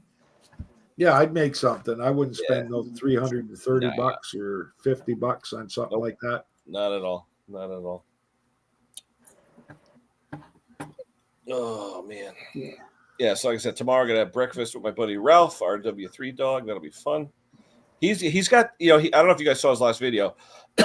He went to one of the shows we have here. We've got a bunch of shows here, and he picked up another Gravely, a walk behind C8, I think it is 8 horsepower classic, and it was on a trailer and there's a bunch of oil underneath. And the guy he bought it from said, "Oh no, I had a car on there last night. It's from the car." Yeah, well, the guy freaking lied to him. He says he put a cup under there last night, and this morning it's all full of oil. So, but hey, you don't trust anybody when you're buying at a show or a flea market, you know? Don't trust anybody for anything. Yeah. Ooh, Brucey. Tell him. Where are you from, Bruce? Red Deer, Alberta. Oh, okay. You're way out then. 2,438 kilometers from you. Yeah. So Give or take. Wayne's the closest then for me. And I bought this today too. This stuff's gotten really expensive, man. What is that? It's the car wash window stuff. Oh, the antifreeze. Yeah, we used to pay 99 cents a gallon. I know. I had to pay $3.99 for this. Turbo power. And it used to be. But that's Canadian spec. That's goes down minus a gazillion. That'd be $3 US for my American friends. Yeah. When it squirts out, though, because I use the Prestone, the yellow Prestone in the winter because it doesn't freeze. But when that stuff squirts out, is it like soapy? Like you get a little soapy? No, it's not like Windex at all. All right, because I know the factory clear stuff like Ford and Chevy, it's clear, but when you squirt it, it makes like bubbles almost. You know. I normally use the Rain-X brand. Right, I've used it all, whatever I can get on sale. Yeah, correct. Yeah. What is it good down to for you? I think this one's good to minus 35. Yeah. Minus 40. Minus 40, yeah. Because the stuff we get as winter spec here is only minus 18 C. Yeah, see ours, the stuff I buy is minus 45 C. Yeah. And if it's going to be anything like this that's rated to minus 40, even if you hit minus 40, it still won't freeze. It might get here we go. Here's my favorite. Here is my favorite text. I love receiving these texts. Yeah. Look at the ending, though. Yeah. With cash. With cash, right? Well, I said to him, I go, cash preferred, check, there's a $10 nuisance fee. I said, digital, there's a $25 I don't do it fee. So, and then I also do e-transfers though, except then you got to go to the bank, get the money and put it in your super secret envelope. You do PayPal. I go, pay me, pal. Yeah. Yeah. I use PayPal too. I have a debit machine. There you go. There, yeah. Well, you should because you're doing this for a living. You don't want anything to hold that money back. Yeah, exactly. Yeah, it used to be when you had PayPal and all those other ones, it was a $2,000 limit that they would report it to the IRS. Now it's $500. Really? Yeah. So that's a weekend. You make that. And I tell them too, I don't take credit card, but my machine does. Cause I do businesses, so they pay with a credit card. Yes. So you got to pay that penalty there at the end of the month. Yeah. If you got Jim Bob's chainsaw service, you're gonna he's gonna bring 3 machines in, and it's gonna be $800. Yeah, exactly. So just, I don't know if you Americans have heard, but your new president wants to drill, baby, drill. And our federal government, our federal liberal NDP government in Canada wants to put caps on natural gas and oil production in 2030 and 2035. They want to start reducing production. And natural gas is still one of the cleanest fuels. Yeah. Yes, it's not perfect, but if we could get China and India on natural gas, this global warming thing would stop. Yeah. And I got to give your premier credit in Alberta. She's standing up to our federal government saying the provinces have control of their own resources. Yes, and it's like the states. You know what you can do with your cap, because in Alberta, you guys get all your money for everything that gets done from the royalties that you get from natural gas and oil. And she's saying that 145,000 workers get out of work if they start capping production in the first year. Yes. She's a little bit crimson around the collar, but she's pushing hard. Yeah. She's pushing back. Yeah. Hey, did you guys catch Erica's latest video when she did that? Was it 260 or whatever, 250, whatever? The bar on the bar and chain, the bar had like a notch in the end of it on the top, like this. Is that the one that wouldn't tighten up? Yeah. How do you get a notch like that? You can Probably just cutting from the Keep it out, front. banging You know? it like doing small twigs, maybe. Yeah, I've No, never seen that before. if you never flip your bar, it Yeah, will but this had always like a big be at, notch in it. I don't it will flip my be- bar it as will often be as out- I used to. it will be out front right before the wheel. It'll Yeah. have that notch. I've never seen it. I've never seen that. Huh. Before. Oh, yeah. Interesting. And, I've had- okay, guys, I've had it's paintball bars everybody has. about nighttime here, so I'm going to take off. I'll say hi to Anita. I A will. pleasure as always, Klaus. Thank you. You're Good looking night. good. Yeah, I got to get going too, guys. I'll talk to you later. All right, Rodney. Good to have you. Hey, up. Rodney. You're welcome. Hey, we're here every Saturday, 2 p.m. Eastern time. And Yeah. and we're here on Thursdays, even though it might be everybody might I think changed it's a Friday. Don't get smart. I changed it. Well, So tomorrow, everybody's going to be looking for Ken's live stream. Yeah. Well, then I'll put Thursday. Yeah. we got a live stream Monday. I think you had Tuesday. Yeah, because I'm on vacation this week, so I'm sort of Oh. flipping around. Yeah. Well, I just got home. I seen you're live. I'm like, all right, here's my chance. I thought it was April Fool's Day, Kenny. Nice meeting you, Rodney. All right, nice meeting you guys. All right, see you, Rodney. Take care. Take care, Rod. Take care, Ed. We had a guy just like him in our area in Stratford who had the same thing. He had a portable trailer. He pulled it with a Dodge Cummins with a fifth wheel, and he would go all over to people's places. But he was a Stens dealer, rotary dealer. He stocked all kinds of stuff, but he did it with the tax number and all that crap. Yeah, just like the shoe guy at work.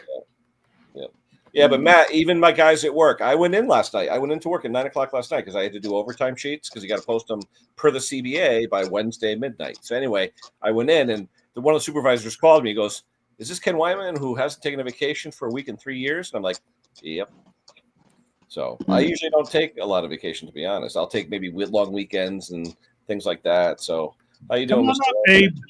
Hey, Matt, when are we going to meet up? I got to give you back your seal installation tool and all that stuff. Let me know when you go into your parents' house. I'll meet Matthew, it's nice to be retired, and I haven't had a vacation since I retired. You're right. Oh no, I Oh, can't. hey, Bob, we're still here, Abel. If you want to come up with the link out. I take a big vacation every year. Yeah, you take a nice one. It's so big I can't work. Okie doke, Matt. And then you got someone like Conker that's always on vacation. It'll probably be like Thanksgiving or Christmas morning, like we always do, Matt. Conker should buy a cruise line. He's there now. He's up. Was it Lisbon, Portugal, whatever? He's doing the Sea of Biscay or whatever between Spain and France. He likes those cruises. That He guy. worked his whole life to get there. Might as well have a good time, right? Absolutely. Absolutely. I don't go on cruises. I don't like sharks. If Yeah. the thing sinks, I don't want to get eaten by a shark. No thank you. Battery operated cruise ship. Hey, I'm going to show you. Here's the door knocker at my Husqvarna dealer. Hold on. This is how you knock on the door. That's good. I like that. Oh, that's a good one. It's pretty cool, huh? But anyway, he's not in today or tomorrow, so the owner of the place came up, and I'm looking for a coil for this Husqvarna Rancher 450 that I have. It's called a 450 Rancher E2, Roman numeral 2. And there's only one coil for it. It's no longer available. And the guy says, "Yeah, I got one." I'm like, "Get out." But he can't find it. It's in stock, but it's not on the shelf where it said he was. So he says, "Give me a couple days." Well, I gave him a week. And I went there this morning, and of course, he's at like Briggs training or something. He won't be back. But you know what I found out today? They're open Sunday. Hey, I said, "The small engine shop's open Sunday?" He goes, "Yep." I was like, "Nice." wait. Yeah. I finally got my Power Smart to stop leaking. I've been mucking with it for 2 years because the carburetor's been leaking on the needle and seat. Yeah. And I found out that the float. All right. The float was just a little bit crooked and it wasn't moving up and down good enough.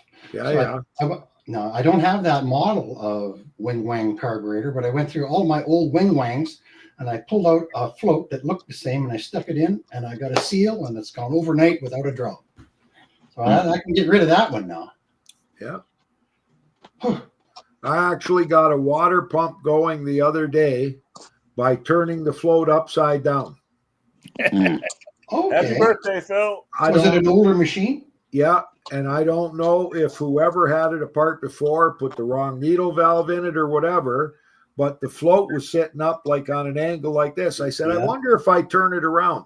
I flipped the float upside down. It set at the right level, but it had a little stopper at the back that wouldn't let it open up. So I just bent it out. It runs like a charm. Unbelievable.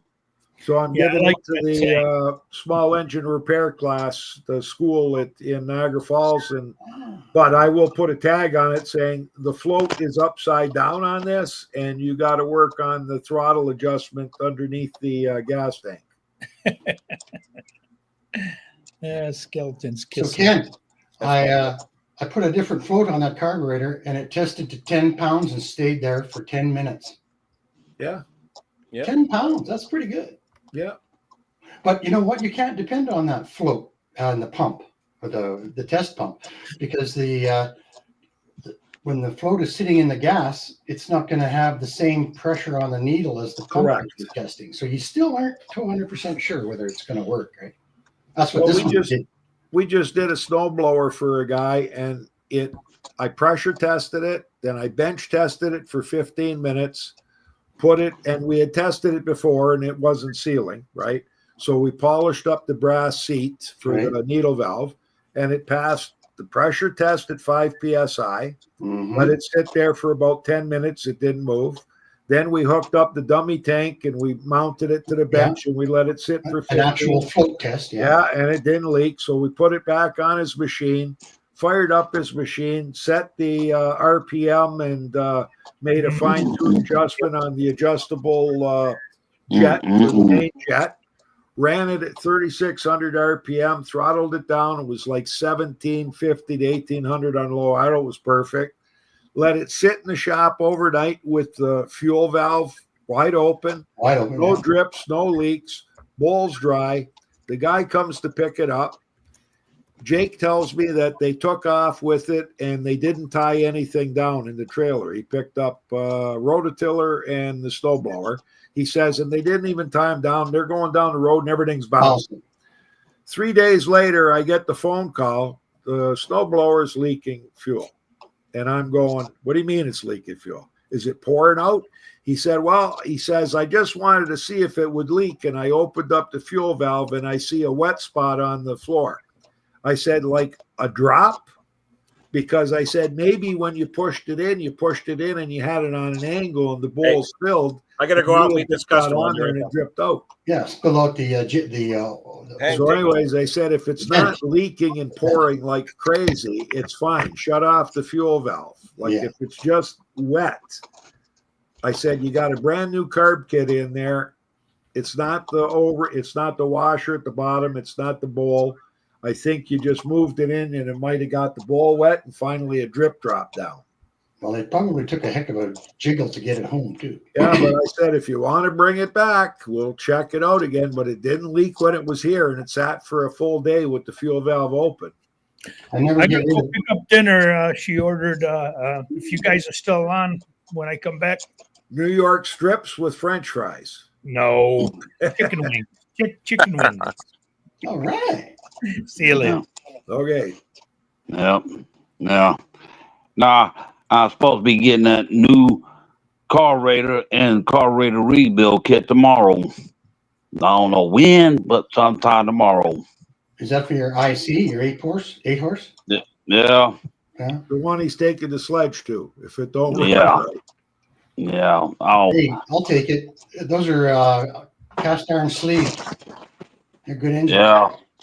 Good. What? Somebody told me one time that Brendan Stratton was not putting something in that 8-horse engine. That was it valve keepers or something? I'm like, what?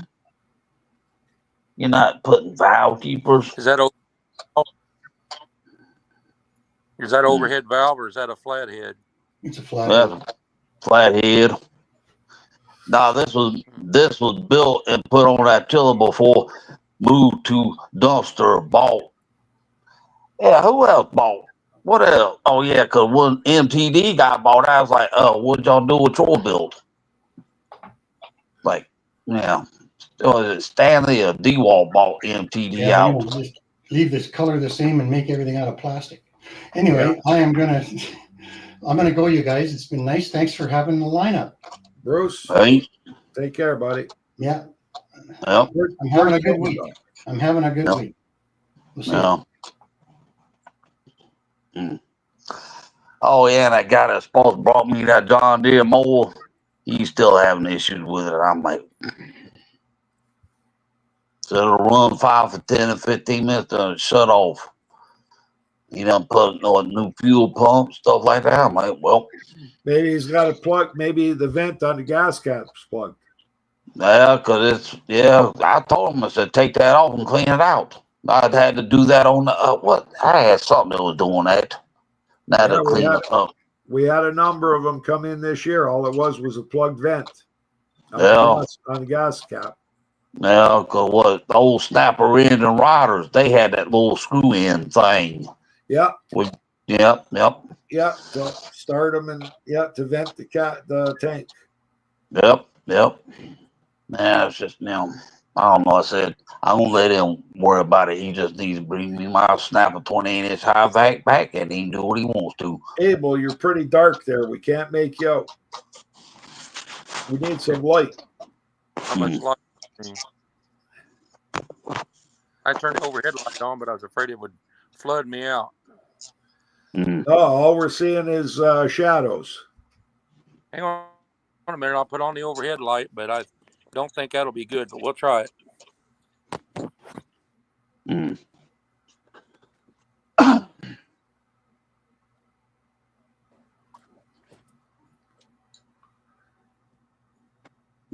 gonna give the engine a chance, Wayne. But like I said, that mechanism on the metal housing for the better blower for the air intake, the air filter and stuff. I said I don't know what's going on with it. Why that little metal tab keeps jumping off that plastic piece on that carburetor? Can you see it? Can you see that metal tab moving as you're rotating it? Yeah. And is it touching the plastic? It touches it, but it touches it. Then all of a sudden it'll spring off of it and go in front of it. So, if you see it, bend it towards the way that, because it's wide enough, so you might just have to tweak it a little bit so it's kind of hits in the center and it doesn't slide off. Yeah. Like if it's hitting near an edge and you're rotating it, then as it's going around on a circumferential diameter, it's letting it slide off. You might just have to tweak that thing towards you or away from you. No.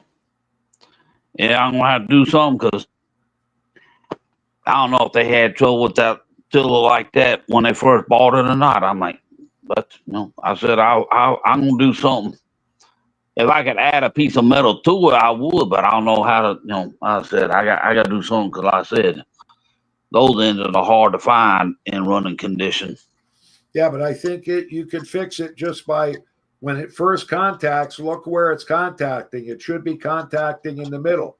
And if it's not in the middle, if it's off to one side, bend it so that it's in the middle. And then the width of it is supposed to let it follow the rest of that travel. Yeah. So like I said, the only time I can actually see it doing that is before, I think it's more of when I put the muffler guard on, that's when I can't see it. But if I leave that muffler guard off, I can do something, but I have to do it when the engine's not been running. I'd like to replace that muffler if that extension that bolts that engine, to extend the muffler out. If I could get that removed and I knew that was a threaded area, I could probably put a piece of, make my own muffler. That's it. Because once I put it on this chipper shredder, I don't know if I'm going to be able to actually chip limbs with it or not. I won't know till I get it put on that, get it all put back together. But another happy customer. More money. We like that. Happy. That's what it's all about, Robert. All about, baby. Yep. They say cash. He told me the Poulon Pro tractor hasn't run in about 5 years. He was, can you get it running? Yep. Yeah. So. Yeah. Oh, Kim, when you gonna get your new shop built? Well, I've got saved up probably about $12,000 right now. So the building I wanted was about 12 grand, but it was on sale for 9,500. Then I said to him, well, I'll give you half the money now. No, it'll be on sale for a while. So I went back the next week and it's 12,000. I go, it was 9,500 last week. And you told me the price wasn't going to change. So he lied to me.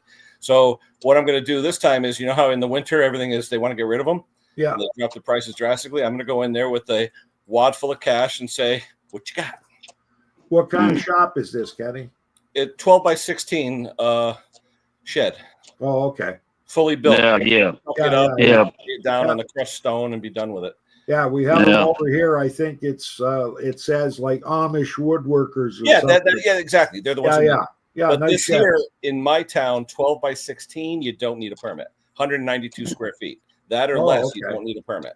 Yeah, over here it's 100 square feet. It used to be 8 by 10 was the biggest, but now it's 12 by 16. So that's nice. Yeah, so I just have to get someone to come in there, level it a little bit, put the crushed stone down, and then they can come up in the winter when the ground's hard and just pop it down. So we'll see. Yeah. It's easier to negotiate when you gotta, choke them with a stack of bills, Yeah. So we'll see. No, cause one time I went to Home Depot on Griffin, and they had one of them big 2-story storage shed, and I looked at the price of that thing. I'm like, but I think you had to pick the color, the color you wanted. The one I wanted, Robert, though, here, I'll show you. I got all the pictures here. The one I wanted is like a post and beam style, but here, let me show you. But I wanted a special floor. They have a special floor coating. It's $1,000, and it's a lifetime guarantee. This black textured coating that goes on the floor, impervious to oil, grease, or anything. And there's no seams or anything, so it'd be perfect for a shop floor. Where is it? Hold on a minute. Oh, here's the engine the guy dropped off. Ooh, old school Tecumseh. Yeah, look at it needs work, but he's got the Chinesium coil. I think I have some old Phalon coils downstairs, so I may be able to help. Oh yeah, and that muffler, the little holes. Yeah, no, I'll replace all that. Let's see where is the oh, here's a picture of Stella. BB. Where is this? Hold on a second, guys. Let's see. Where is this thing? Give me a second.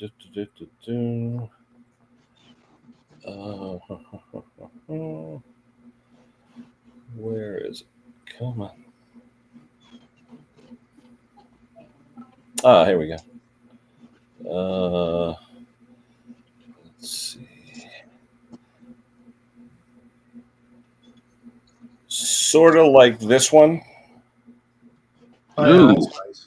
12 by 16, but the inside is exposed post and beam construction. Right. Yeah. Like lead-in braces and stuff like that. So yeah. There's a place up here in Bethel, Connecticut called the Barnyard, and there's one in Newington, Connecticut up north, and they all get it from the Amish. It's all the same stuff. But if you have to order it, it's 8 weeks. They have to custom build it if you want special stuff. But when I went up there, what I wanted, they didn't exactly have, and I was going back and forth between, do I want a side door, the double door, or I'd rather have the end door the way my lot is.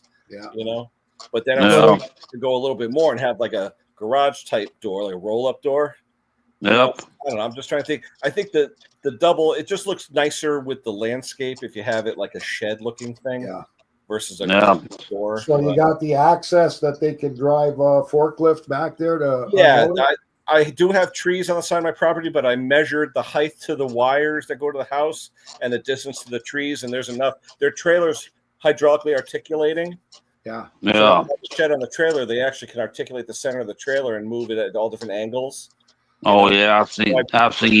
Video, and he said, no problem. So hey, if I got to cut down a tree or two, I don't give a shit. I'm getting a shed. So now is this going to sit on like patio blocks or no, right on crushed stone. Right on crushed stone. Yeah. It's built on like 6x6s or 8x8s. Like runners, right? Yes. And it's like it is runners. You can literally attach it to a bigger tractor and tow it if you have to. Right. Yeah. That's the same way they are here. Yeah. Now go what it. There's a shed delivery place here in Eatonton, and they got this little thing. There's a song guy on. There's a guy. That's a nice one. Yeah, that's was it 16 by 32? I think it is. Yeah. Yeah. That's really nice. Yeah. But that was. Oh yeah. Now that one's 24,000. Yeah. And the thing is, I even called a friend of mine who builds garages, and I asked him how much for 12 by 16. He said 20 grand. And he said, I can get one. He goes, I know you can. He goes, I'm not saying that, but he says traditional stick built, because of the cost of lumber and everything is double what it was before COVID. If it was 10 grand before COVID, it's 20 now. So yeah, Abel, you're not talking too much. What's going on, buddy? I'm just listening. Yeah. I'm getting an earful. Abel's a good listener. Oh yeah, I got a propensity for talking. So. No, was it? Yeah, good. Was it? Colonel. 12 by 16. Yeah, they charge. They charge so much a square foot. Yeah, I'd make Kenny jealous because my shop is basically a 4-car garage. Oh, nice. Oh. We got a car and a half, Abel, and we got a little extension we put onto the back. Yeah. Yeah, it's 16 by only 16. house in the neighborhood that's got this kind of garage this big. Everybody else is just a little 1-car garage. Oh, but later, Francis. When we had this built, we had it built as it'll 2 wide and 2 deep. God, Dolby. What's that? What? We got I can't get that because I've got somebody's breaking up. Room. So, Kenny, you know how we don't work on 2-strokes anymore, right? Yeah. You got your buddy does it, right? Your buddy. So Jake decided he thought we had worked on this Troy built 2-stroke weed eater for the neighbor. So he decided, okay, I'll put new fuel lines on it and everything. Long story short, boys, you gotta check if it's got the right plug in it. Definitely. The carb was all gummed up. He went and ordered an OEM carb. He went and ordered the new carburetors. They've got a pin in them. Have you seen them? The adjustment tools. It's a circle, but it's got a steel pin in it. Yeah, it's like a tamper-proof. Yeah. Yeah. So, anyways, it's got an offset pin in it. We didn't have them. So he ordered the carb. He fired it up, and he's trying to adjust it. Nothing's happening. He says, "You know what?" He says, "It's like the plug's not burning off the fuel properly." So he checked the plug that's in there, and it's a 7 heat range. So he checked the parts diagram, and that's what it's supposed to have, a special 7 heat range. But it wasn't the right plug for that it had called out. So he said, have we got this plug, that plug? Anyways, I had a plug that was a Y instead of a J at the end. So he Googled the difference between Y and J. What was it? And the J burns hotter than the Y. Yep. Slightly hotter, it said, than the Y. So I said, you know what? Put the Y in and fire it up and try it out. Thing ran like a clock. Put the settings back to 1.5 where they're supposed to be out. The thing ran like a clock. He was going to order the J plug, the special plug from Amazon. It was like $15. And he said, you know what? Let's give it back to the guy with this plug in it. And it's running that good. Yeah. Husqvarna's trimmers, if you have the wrong plug, it just won't run. It just won't run. Yeah. Oh. Yeah. Well, this one was firing up and running, and then it died. Yeah. Fire up, running, and died. And no matter what you did. What's his name? Condon had that where, I don't know, something internal with the plug. When you heated it up, it lost resistance and died. So he ended up putting it in a vise, put the spark tester on it, took a propane torch, and you see it die. It's kind of cool. Yeah. Abel, are you a locksmith? Absolutely. Cool. I just retired from the schools as a locksmith. I was saying, you didn't get the degree from the back of the comic book like we all used to see years ago. No. Well, I had to draw this picture. No, remember the ad for locksmith? There used to be in every comic book. There was always an ad. Become a locksmith. You're talking about Foley. Nope, you're breaking up. Abel's You're breaking talking up. about. Well, guys, my wife's starving. I got to get out there and fire up the barbecue. All right. Here's what I got, Ken. That's where I went. Take care, guys. See ya. Later. National locksmith. Oh, okay. No lie. Okay. I mean, let me ask you though. I mean, you don't have to answer, but I mean, to get a locksmithing and do, I mean, we're talking like $5,000-6,000. What are we talking to be licensed? Well, I don't know because the school system sent me. Oh, okay. I don't know. It was. I'm just curious because we have a locksmith. We have one of our maintenance guys, millwrights or carpenters, whatever, went to class for that because we need to have locksmith on site where I am. We're so big. But I was just curious. It really is.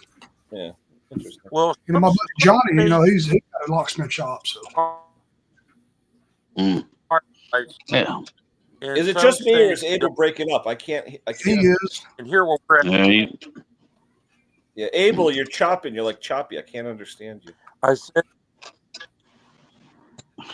said, in Indiana, they don't require a license for a locksmith. Oh, never wow. has been. Really? Some states do, but Indiana doesn't. But I started with my business out of high school. I took all 4 years of tool machine, working in a machine shop, and could run lathes and all kind of stuff like that. Yeah.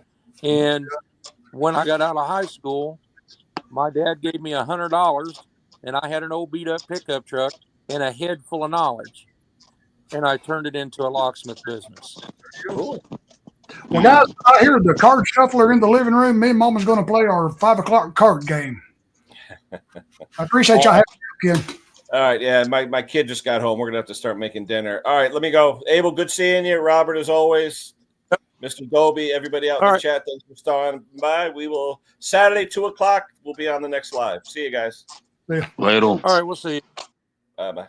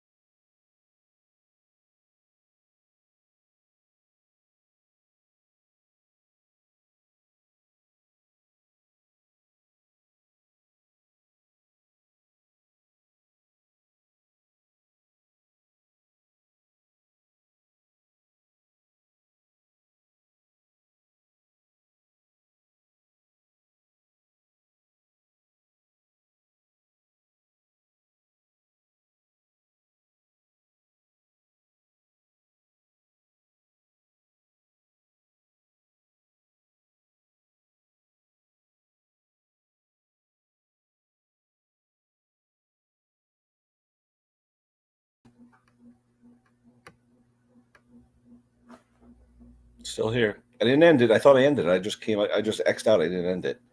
I'm going to end it. If anyone wants to go into the after chat, the link's there. So see you later, guys. Have a good week or weekend or whatever. We'll see you Saturday, 2 p.m.